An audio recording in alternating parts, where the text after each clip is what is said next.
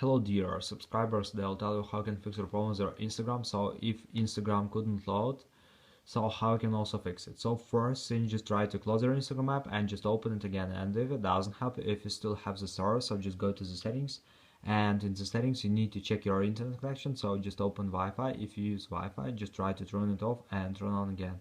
And if you use cellular data, just open cellular data, just try to turn it off and turn on again. So another thing you can try to update your phone. So just go to the general, just open software update, and if you see here available update, just tap on download and install and wait until it will successfully install the latest updates for your iPhone. And also you can try to update your Instagram app. So just go to App Store, just go to search tab. In search tab, just write here Instagram.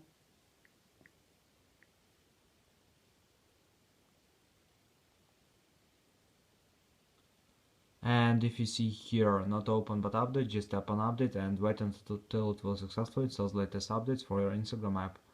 So thanks for watching, have a nice day, subscribe to my channel, click like and bye.